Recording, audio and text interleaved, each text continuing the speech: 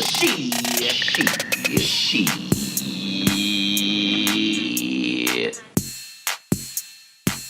right, are we ready? Yes. Maya? Okay. I'm here. In 5, 4, 3, 2. Look at you. You made it to another episode of We Did That Shit podcast, where we talk about who did some shit, how we got through some shit, and what we learned from shit. I'm Maya. And I'm Bibbi. Podcast family, we appreciate your support. And if this is your first time tuning in, welcome. If you like what you hear, please subscribe on your favorite podcast platform and tell us what you think.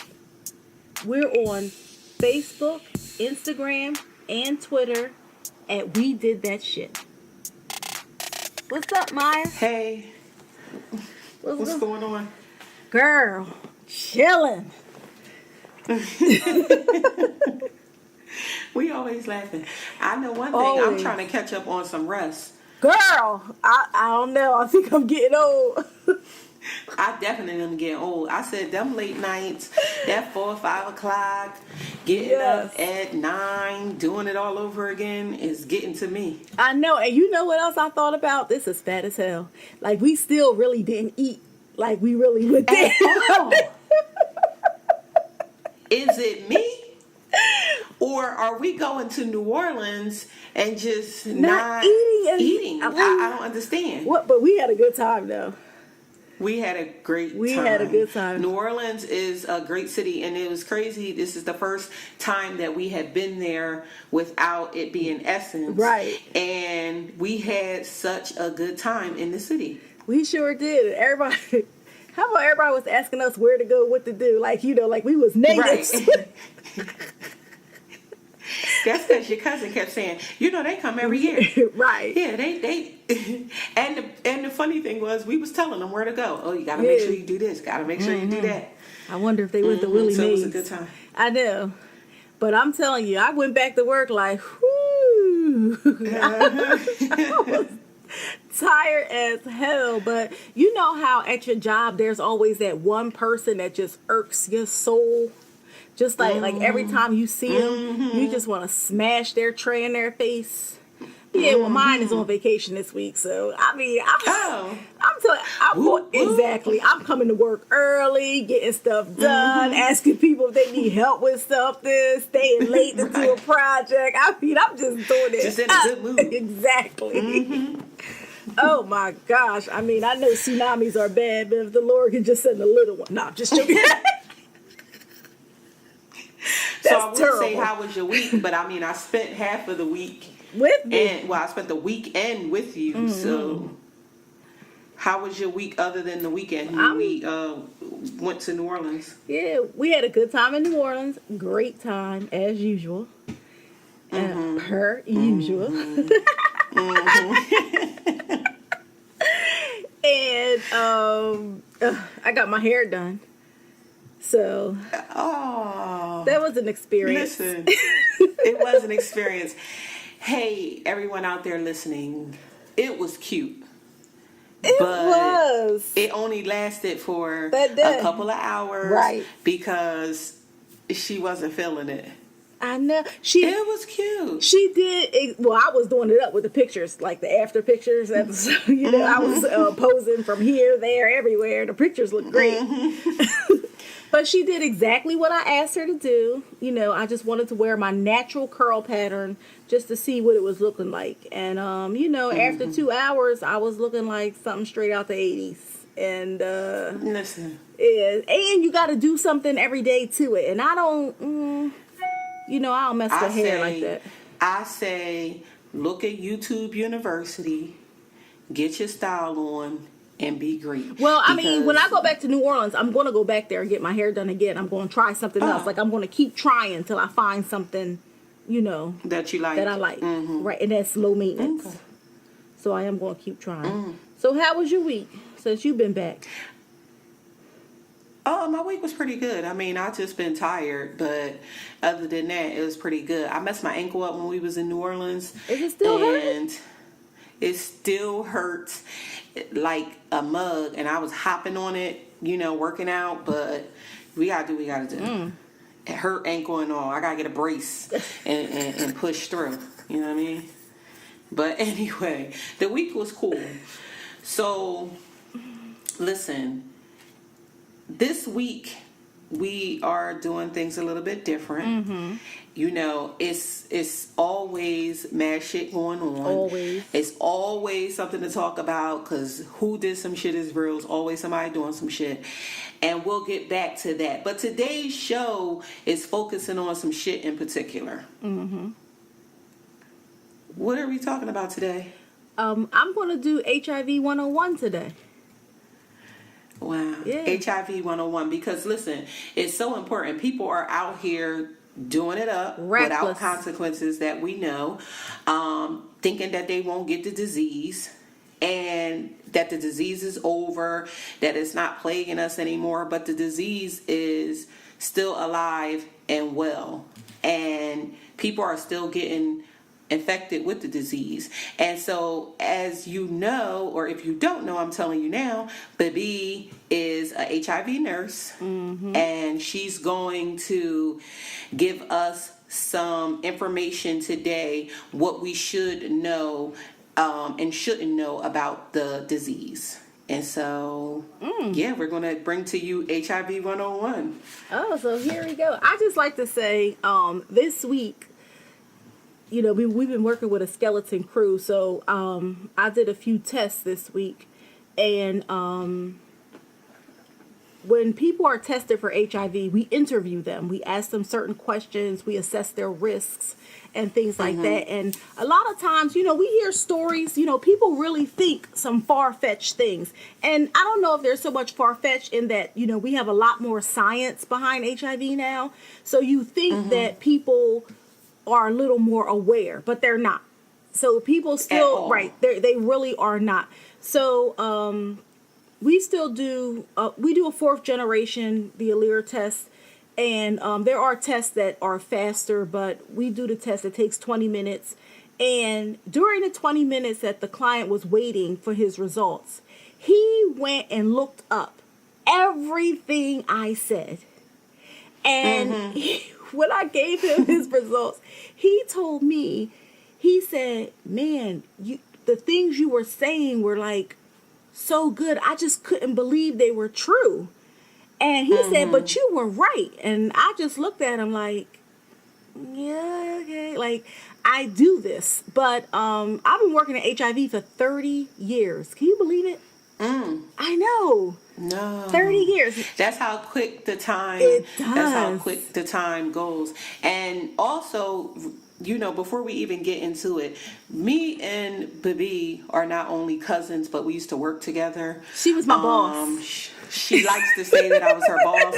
I was not her boss. She was. I never look at people like I'm the boss. We are partners. We used to work together in this field. Bibbi, a lot more knowledgeable than I was at the time.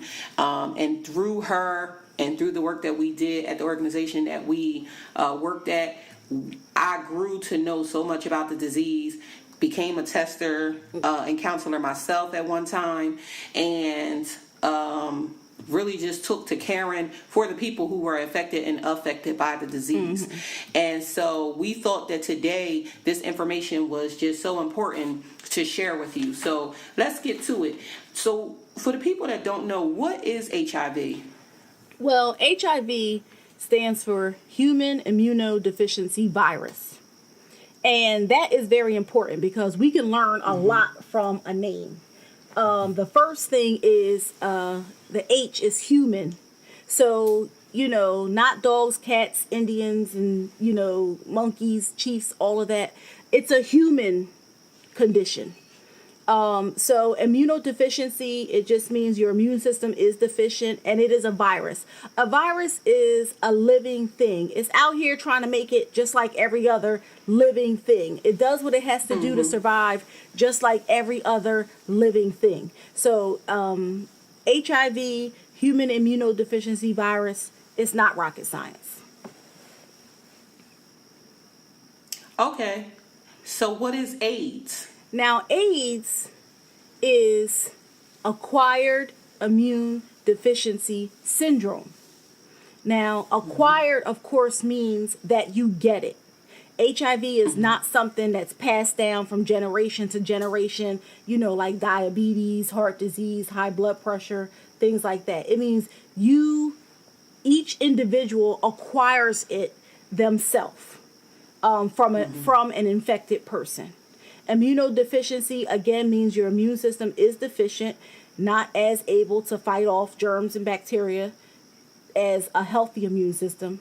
And a syndrome is, I like to call it a collection of illnesses. It's a collection of things. So you have one thing, which is this HIV virus, and that one thing is causing many things.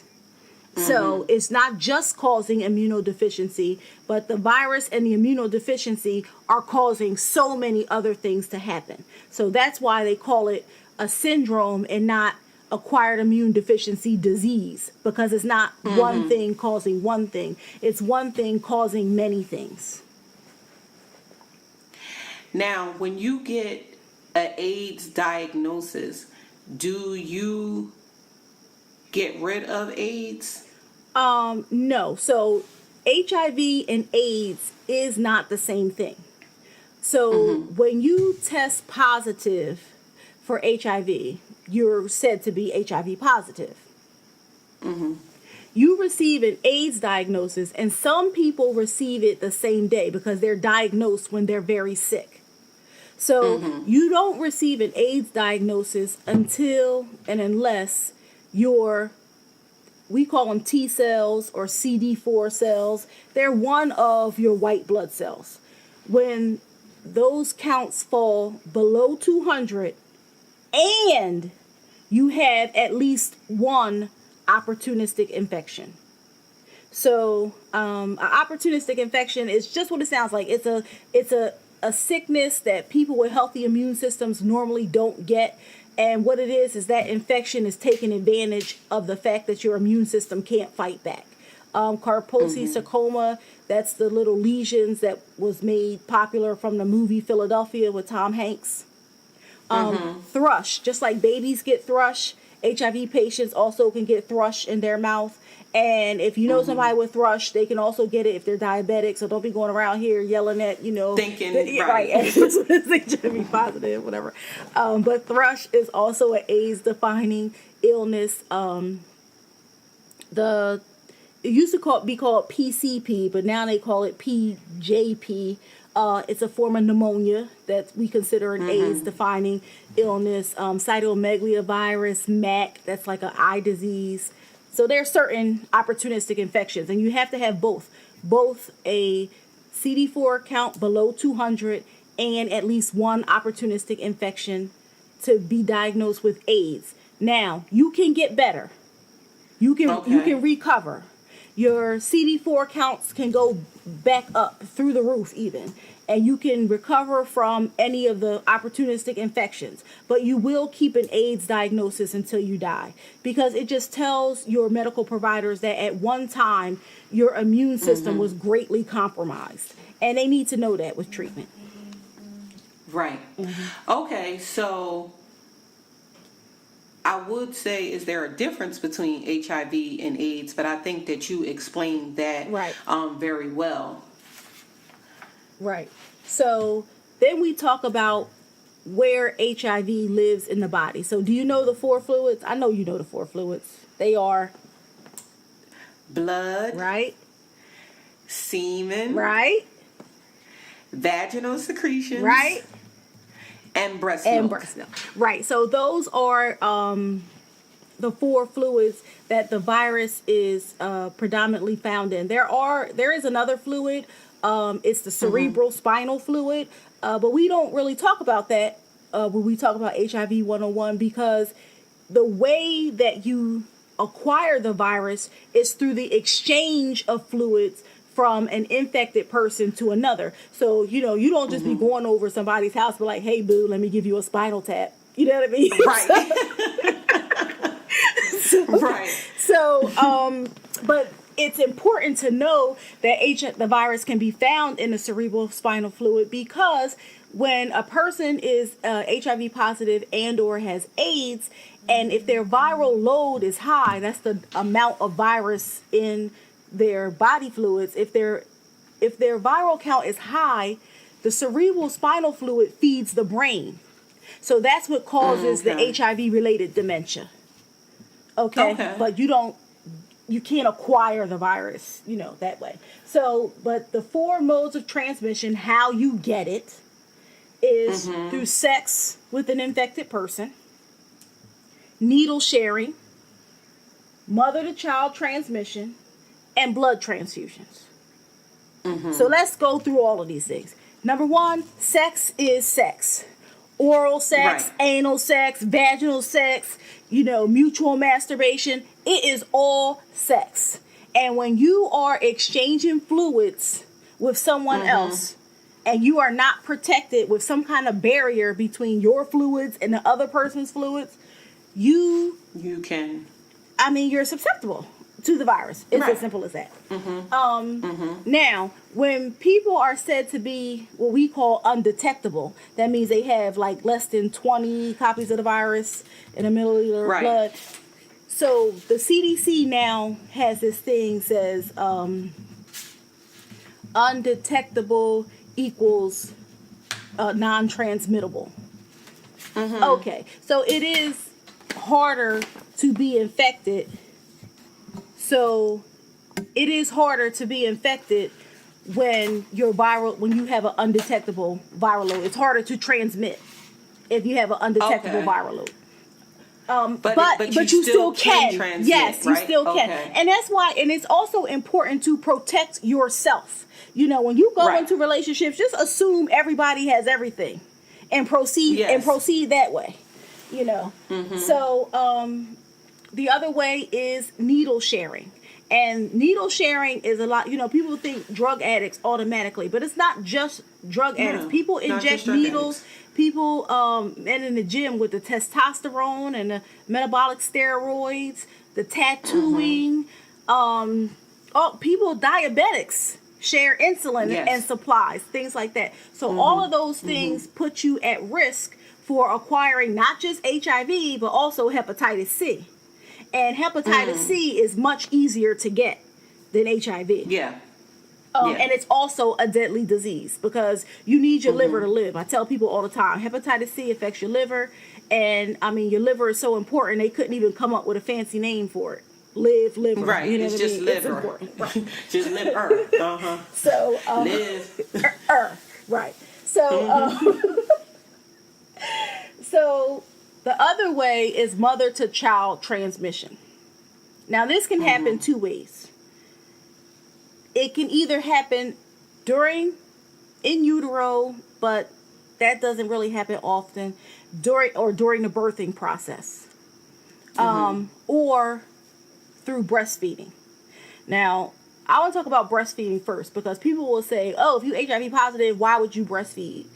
And the fact of the matter is, in some cultures, if you don't breastfeed your child, you're shunned. Your child doesn't eat. Or your child doesn't eat. Or you're, it's very important to them to breastfeed. Or you can't afford it. Your child doesn't eat. And it is a risk, that they're willing to take. Or if I don't breastfeed, everybody's going to know I'm HIV positive. Or, so there are a lot of things that go into consideration with some people and breastfeeding their baby. Now, do they give mothers, because it's a mode of transmission, do they give mothers medicine while they're pregnant so that it could be less of a chance that they transmit the disease to their child? Absolutely. So if you're HIV positive and you're in treatment, you take medication every day for the rest of your life. And the fact of the matter is, if you take, and now we have, where we used to take 20, 30 pills a day, and we used to call them cocktails and all that kind of stuff. Now, most people are down to 1 pill once a day. It's just like taking a multivitamin. So, and pretty much HIV is so simple. If you take your medicine every day like you're supposed to, you're not going to have any problems. So pregnant or not, you need to take your medicine. That's one thing. The other thing with pregnancy, one is in the natural scheme of pregnancy, mother and baby's fluids never mix. Their bloods don't mix. But things happen because the baby grows fast, even though 9 months doesn't seem like a fast, but it is. And cells replicate quickly. The birthing process itself is traumatic, so membranes may break. And, so there's a possibility for those bloods to mix. But a woman today, a woman who is HIV positive and is pregnant, if she gets no prenatal care at all, none, zip, zero, zilch, does not know she's HIV positive, and she just shows up to the ER when she's in labor, there's only a 25% chance that baby will get HIV infected. Okay. Or will seroconvert, that's what we call it. So because initially the testing will be positive for the baby because the baby is born with their mother's immune system. Okay, so the baby will test positive, but they don't always seroconvert into being HIV positive. So that's 25% chance, no care at all. Okay? Same situation. Mom's pregnant. She's HIV positive. She doesn't know it. She goes into labor. They find out. She's treated with medication during labor. And then the baby is treated when the baby is born. So the chances, exactly, it goes down from like a 25% chance to maybe a 10% chance. Okay. But if a mother is HIV positive, and that's why the medical recommendation is that all obstetricians test now in the first, second, and third trimester of the pregnancy, because if the mother is tested, she finds out she's HIV positive, she starts the medication as soon as possible, the baby is treated when the baby is born, there's a less than 1% chance that baby will seroconvert. It hardly ever happens anymore. Now, last year we did have a baby that seroconverted, and I mean, like, everybody was calling the national organizations and everything, because we just don't see it anymore. They want to know exactly what happened. So that's mother to child transmission. And then, of course, blood transfusions, because all blood, when you donate blood, you're given a questionnaire. Depending on how you answer those questions, they will still take the sample. They test it. They test you for diseases and things like that because you may not know you have them, and then they'll throw the sample away. They won't even use it. But some people who give a sample, all the blood is tested, but some people may donate at a time where they're seroconverting, and it comes up negative because they don't have enough antibodies to show up on the test. So it's like a less than 4% chance, but it still happens. Okay. But it's a very slim chance. What do they do? What do they do if they take the blood sample and then you don't test positive, and like you said, you test positive like at a later date because you don't have enough antibodies to show up? They don't then go back and retest that blood, right? No, they don't. Oh, okay. So, I mean, it happens. It's a slim chance. You cannot get HIV by giving blood. You cannot. But receipt. So they always say, like, if you're having elective surgery, they want you to come give blood, so it's your own blood. Like if something happens, you need blood, you can give your own blood back. But that's if you know you're going to need it or may need it. Most of the time surgeries are emergent, and not like you can play it like, I plan to get into a car accident next Tuesday. Right. Go get blood. Right. So yeah. Those are the 4 modes of transmission. Right. Now, mind you, I did not mention mosquito bites, bad hamburger, toilet seats, doorknobs, cups, straws, plates, all of that stuff. No. Sweat. Nothing wrong with the gym. You might get a little MRSA. But, HIV, no. You won't get HIV. Exactly. Right. Exactly. And that was a big thing. I'm glad that you mentioned that, because it was such a huge thing when HIV first came around, that people could get it any kind of way. Right. But it is true, or is it not true, that like once the virus hits the air, it dies? or Yes, that's pretty much what? true. HIV cannot survive outside of the body. Cannot. So, and I'm just going to give an example. I cut my finger, I bleed on the table. There's a little bit of blood. By the time I go get, some Clorox and wipe it up, by the time I get back to it, the HIV is pretty much ineffective, dead. However, Right. that's not the case for hepatitis. If you don't use bleach, you can wipe it. If you wiped it up with a paper towel and you're Hep C positive, hepatitis can live up to 2 weeks Yeah. outside the body. And you can put your hand on that thing later, have a cut in your hand, and get hepatitis. So That's why they tell you when you have hepatitis C, don't share razors, toothbrushes, right, exactly, all that kind of stuff like that. Don't be getting your waiting to exhale on. Right. right, Is that my toothbrush? right. So, is the virus contagious? HIV is not contagious. HIV is infectious. There is a difference. Okay. The common cold is contagious. You can be in the room, and contagious means you can get it by direct or indirect contact. You don't have to touch the person or anything. That's contagious. Chickenpox is contagious. You know what I Right. mean? But HIV is infectious. You have to have something going on with the other person. You have to exchange those fluids, and those fluids have to be fresh. You know what I mean? They just have to be fresh. So it's not contagious. It's infectious. You have to have, and it's like I said, people sweating, crying. You can give them a hug and all that kind of stuff. You're not going to get HIV. Right. Right.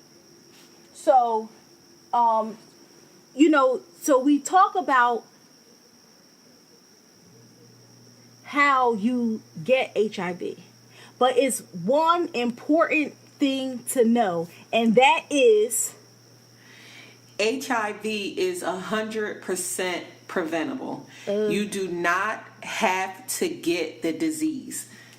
you do not, and people really don't understand that HIV is the one thing that's killing millions and millions of people, infecting millions of people, and it's 100% preventable. Now with cancer, there are things that you can do to reduce your risk, but it's not 100% preventable. Diabetes, you can reduce your risk, but it's not 100% preventable. But HIV it's 100% preventable.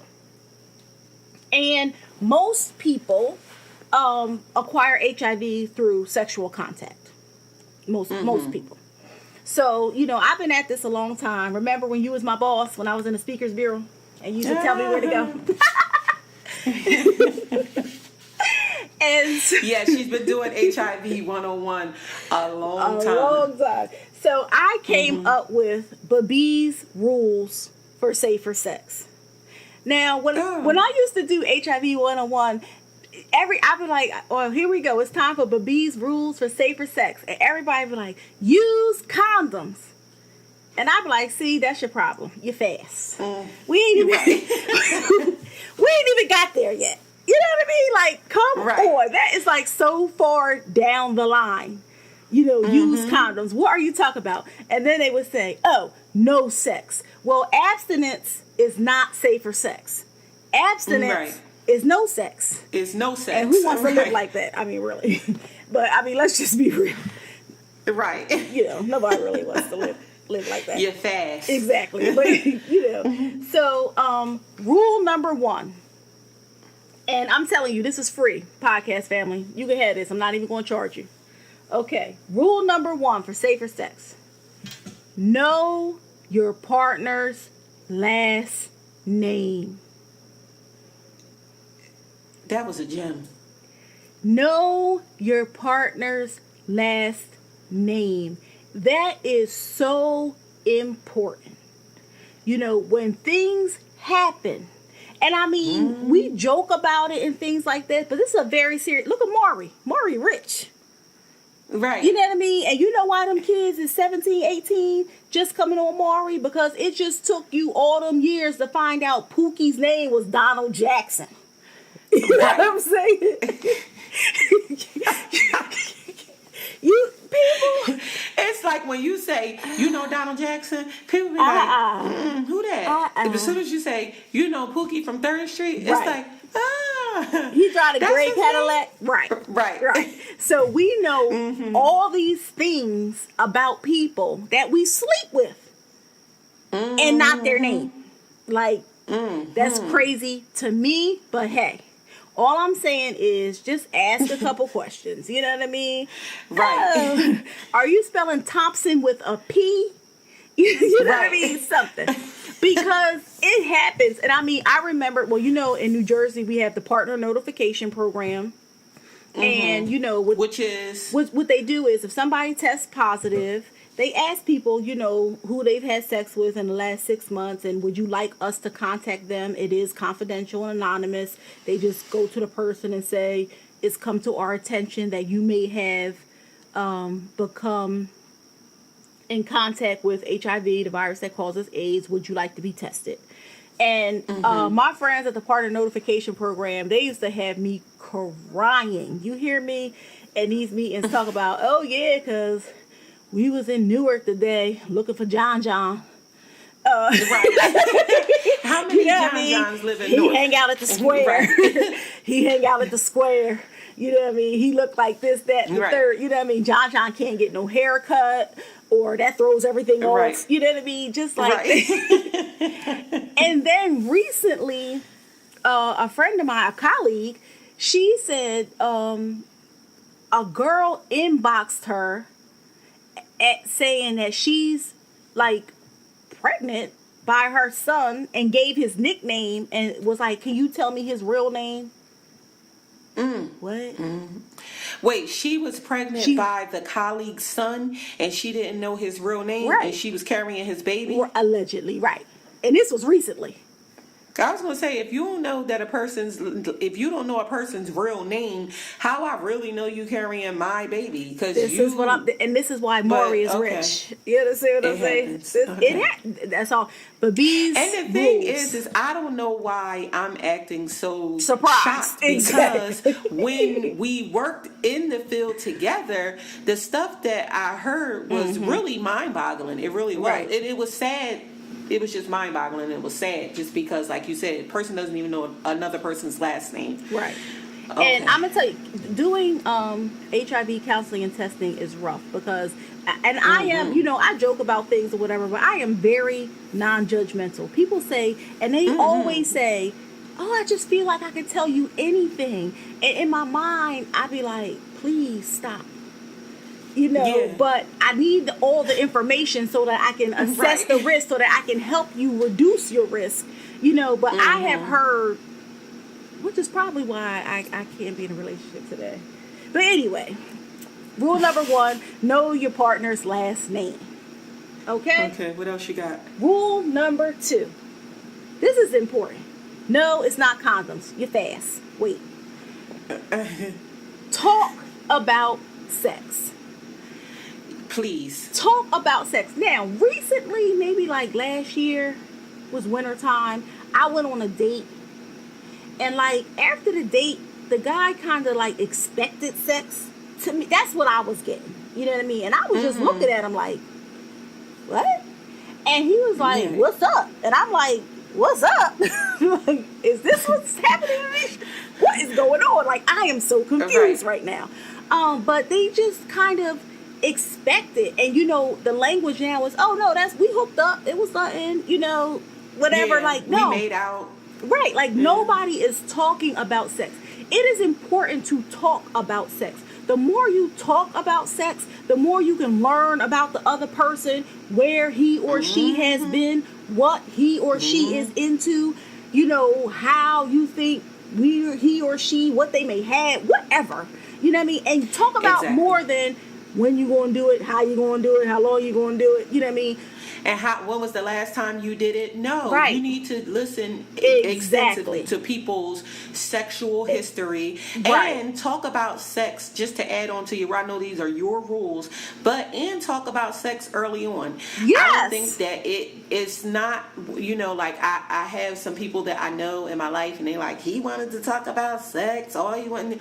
No, you can't look at it like that. You have to, exactly what Bibbi just said, you have to listen to a person to know where they've been, what they've been doing, and who they've been doing it with. Exactly. And getting that information out early, because here's the thing, when you meet somebody early on and you start talking about sex, they more free to kind of tell you, because they don't know you, so they just saying whatever. But when a person gets to know you and then they say, oh, she might be a prude about this, or he might not like They're this, gonna be then they judgmental. withhold information from you. So that's why it's important to talk about it, and not like talk about it like, so when we screwing, not like that, but just talk about sex in general.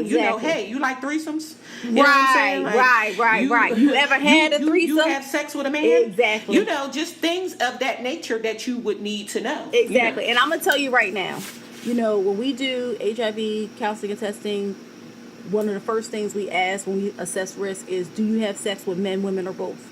And so many times, they'll, a man will be like, I don't have sex with no men, and the women be like, I don't have sex with no women. And, but if you participate in groups or threesomes, and somebody in that group or threesome is the same gender as you, then you have sex with the same gender. It's, yes, you do. Yes. So a lot of times they say no, but they really do. And that's important. So you do have to talk about sex. And it's also important very early on when you talk about sex to learn about a potential partner's attitude towards condoms and protection. Exactly. Because negotiating condoms when you're about to get it in, like, that's not the right time. At all. It's not the right time. And birth control pills aren't condoms. That's all I'm saying. Right. So, and you could also talk about testing. Have you ever been tested? Like, there's a lot of things to talk about way before you have sex. And I know people really aren't waiting, nowadays. A lot of people don't really wait to have sex. But in that first half hour, while you're waiting for the food to come, whatever. Y'all need to be talking about to know. something. Exactly. So rule number 3, safer sex. It's still not condoms. Oh, you're fast. Okay? Rule number 3 is look at it. All right? Yes. It's time out for doing it in the dark, under the covers, at night. I'm saying you have to look. Now, I happen to like anatomy. You know what I mean? So I look at all kinds of stuff, whatever, So, but it is important that you look. When when you meet somebody, what's the first thing we look at? Fingernails and feet. You know what I mean? What's on their feet, and is their fingernails in their teeth. I look at ears. I look for hair growing out their nose and ears and stuff like that, because I need to know you groom. But anyway. No hair on the knuckles. Yes. Episode 2, online dating. Yes. But go ahead. But you have to look at it. And I'm not saying you can't always see disease. You can't. Right. However, if you know a penis shaft is supposed to be smooth and dry, and theirs is like smooth and dry-esque, but wet and bumpy somewhere, Right. that's a problem. Right. Like, whoa. Okay. And I don't care what they say it is. You know what I mean? Be like, oh, okay, well, when that clears up or something. Yeah, call me. Or exactly. something. And same thing goes for the women. Now, and I tell them, Exactly. if you smell something before you do something, I strongly suggest you don't do nothing. That's just me. Don't just keep going. That's just me. Like, if you can't even get into it good and you already smell something, no.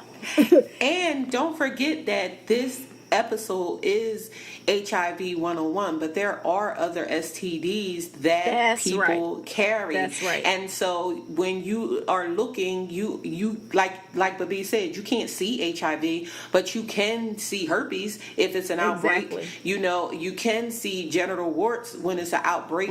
You know, you can see green discharge. That's a little graphic, but I'm just saying And you can those smell are the things things. that you those are Yes. the things that you can see, and so for that's why it's important to look at it. Yes. So herpes is very prevalent, and it's important to know that you can get herpes from someone without having actual intercourse. Also, syphilis is really on the rise. So if you see somebody and they have rashes on their hands or like some kind of like little body rash, or that's second phase syphilis. So but it's really on the rise. A lot of people have syphilis now and are being treated for it. So so that's rule number 3. Rule number 3 is look at it. Look at all of it. Make a game of it. Do something. So rule number 4. Use some kind of barrier. Everybody has 50 million excuses of why they can't use condoms. And I mean, you know what? Save it for your mama. Because no sex is that good. No sex at all.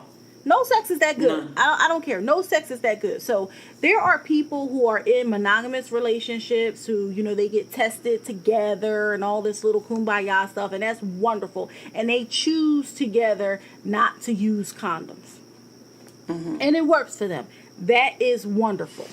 And then we have, I have people who use condoms, the relationship progressed, they're monogamous, they stop using condoms, somebody gets an STD, and now they have to reintroduce condoms back into the relationship. And that's hard. It's very difficult, but we do help with that. We do like teach them what to say and negotiating skills and things like that, because it's necessary. And all I'm saying is, and I'm not judging anybody, I have patients who are homosexual, heterosexual, use substances, married, divorced, remarried, married with 3 girlfriends, married with 10 boyfriends, you know what I mean? Married to their pimp, you know what I mean? So there's just so many situations going on. So you have to use a barrier, even for oral sex. A lot of people don't know about dental dams, but they exist. So you don't have to go out and buy them. They have them in flavors though. But you could take a condom and you could cut the condom and just open the condom up like a square and use it as a dental dam. But you need some kind of barrier until you know that the person is STD free. Right. You need a barrier. So natural condoms, we don't suggest you use, because natural condoms are porous, which means they have holes, which means fluid can get through the holes, so they don't protect you the way that a latex or polyurethane condom can. And if you're allergic to latex, 99 times out of 100, you're not allergic to polyurethane. So there are condoms now made out of polyurethane. The female condom is made out of polyurethane. The female condom is large. It doesn't have that tight base around the penis. So if your partner doesn't like that tight base around the penis, you can use female condoms. You lubricate the condom on the inside and outside. I always suggest that you try it more than once, preferably 3 or 4 times, because you have to get used to it. The first time it's a little awkward, but you have to get used to it. One thing, I know some women, they work. They do work. And I know some women, they really like them because you can put them in beforehand so it doesn't mess up the foreplay. Because they can go in like up to 45 minutes before. And also, just like your health insurance, if your health insurance plan pays for birth control pills, your health insurance plan will also pay for the female condom if you get a prescription for it. Because I was going to say, can you buy the female condom? Yes, you can buy them on like drugstore.com or in your local drugstore, but it's also considered a contraceptive, and your insurance company will pay if they pay for contraceptives. So yeah, so good it is information important to know. Right, so that's the B's rules for safer sex. Follow them. I mean, know your partner's last name. Talk about sex very early on. Look at it and use condoms or use a barrier. That's right. Now let's get to testing. Testing is very important. I mean, are you positive you're negative? And is a saying that we always say. Always. If you have never been tested for HIV, you don't know if you're HIV positive or not. You know, and so testing is free everywhere in the United States. It's free. Testing is free. It's well, we use a little finger stick now, but they used to have the little OraSure that you rub on your jaw. Yeah. So sometimes they're painless, and even if it's a little needle stick, you'll be all right. You can be tested anonymously at some places, but all testing is confidential. They do not share your information with anyone. The tests are fast now. The Insta test takes like a minute. A rapid test takes like 20 minutes. An Insta test takes 1 minute? 1 minute. I don't like it though. It's so many steps, and you do it by the, like, right in front of the person, because it has to be done. The steps have to be done so fast. And sometimes, you know, there's a lot in the counseling session, and the 20 minutes gives you a nice time to exhale. Yeah. You know what I mean? I was going to say, because I remember my first HIV test. Oh my gosh. And that was when it was 2 weeks. Yeah, it was that you had to wait. And in 2 weeks, I said, "Oh Lord, I'm dying, and I'm never having sex again, and this is the end of my life." And it was when I sat down in that seat and they gave me the results. It was like, before she gave them to me, and I remember I went to the library to get the test. It was free. It was confidential. I had the counseling session, and then I remember the lady said to me, "Oh, you don't have anything to worry about." And I was like, "Girl, you don't know how people out here living." Exactly. Just because I don't have anything to worry about don't mean I know what's going on, because you're not with your partner 24/7. Exactly. You know. Exactly. So, yeah, so I'm not ready, you know, me personally, even as a counselor, even working in HIV all these years, to give somebody results in a minute. You know, so I prefer the test that takes 20 minutes. So after you get the test, usually the rapid tests are accurate. We don't get a lot of false positives. But even still, they are confirmed by a Western blot confirmatory test. And after that, then we take a PCR, which actually counts the number of virus in your blood. So in testing, you know, everybody should be tested at least once. And people say, "Oh, I just got a physical," but unless the doctor specifically says HIV is in that gamut of tests or labs that you have to get, then you're not tested for HIV. You don't have to get it done in the lab, because it will show. People are afraid that it'll show up on their insurance and all kinds of things like that. You know, so you can go anywhere. There's CDC.gov. You put in your zip code, they'll tell you where all the free testing spots are, you know, close to where you live. So after the test, the what's next? If your test is positive, you know, as a counselor, we stay as long as we have to, you know, because it is a shock to people sometimes, and they think that their life is over, and, you know, it's a lot of stuff that goes on. But I remember early in the virus, you know, when I was younger, and we were literally going to funerals every day. Like every day, every other day, there was a funeral. This person was diagnosed sick dead. That person diagnosed sick dead. It was terrible. But it's just not like that anymore. People are living long. They're getting married. They're having children. You know, all kinds of people are live normal lives with HIV.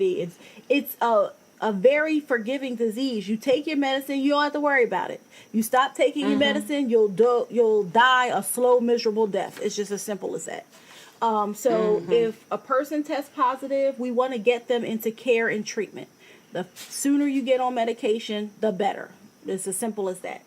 If the test is negative and you're assessed to be at high risk, you participate in high risk behaviors often. Or if you are involved with a partner who you know is HIV positive, they have something now called PrEP, which is pre-exposure prophylaxis. So you can get medication and take medication every day to prevent you from getting the virus.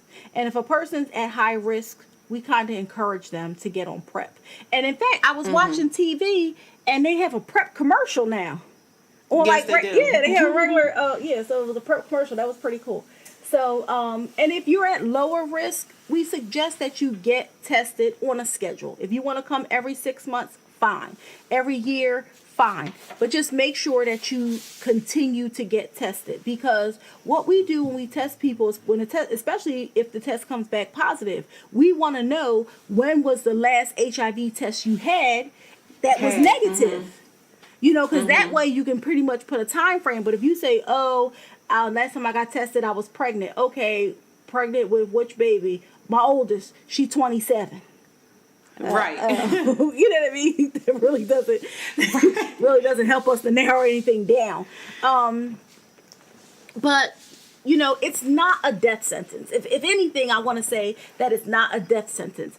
I do want to say that I love my work. I love my patients. I've been working in HIV a long time. I've only been a nurse for 12 years. So some of my former clients are now my patients. But, you know, I never lost touch with them the whole time. You know, I love what I do. But HIV is a disease that does not discriminate. Rich people, poor people, white people, black people, green people, you know, it doesn't matter. It does not discriminate. It's out here, and you know, like I said, it's 100% preventable. You do not have to get this disease. But if you do,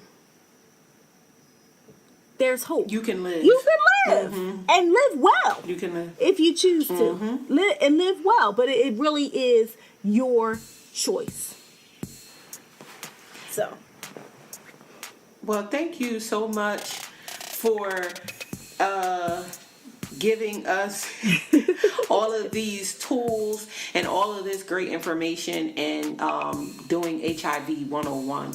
We hope that you have heard something in this podcast, this episode, that resonated with you. If you have never been tested, please make sure that you get tested. Remember that it's free, it's confidential, and it's quick. You can know your results. Be positive that you are negative. And, you know, I'm just going to give you the...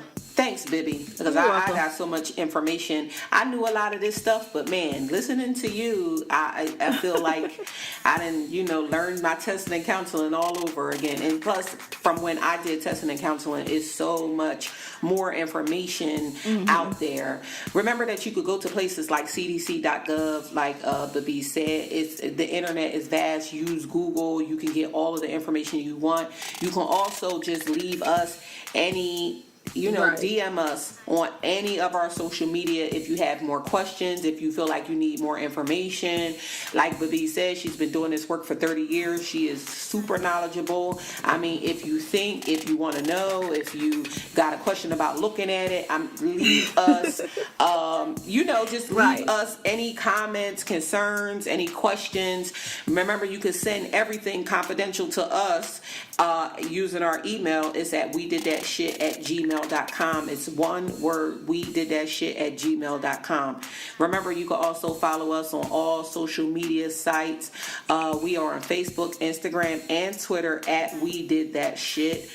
You can always follow me on my personal Twitter. It's my13. That's MYMY13. And I'm at Bibbi Amina. That's BIBBIAMINA. Yeah, so we'll be here with an all-new episode again next week. Remember that we drop a new one every Monday, and you can find us everywhere that you can listen to your favorite podcasts. Remember, we are on Anchor FM, Castbox, Stitcher, iTunes, Google Play, anywhere that you can listen to. Spotify. Oh, yeah, because we don't want to forget that we on Spotify doing Stopping with the Big Dogs. So anywhere that you can listen to a podcast, you can surely listen to We Did That Shit. And we'll be here same time next week. Remember, be great this week. Do that shit. I love you, Maya. Love you too.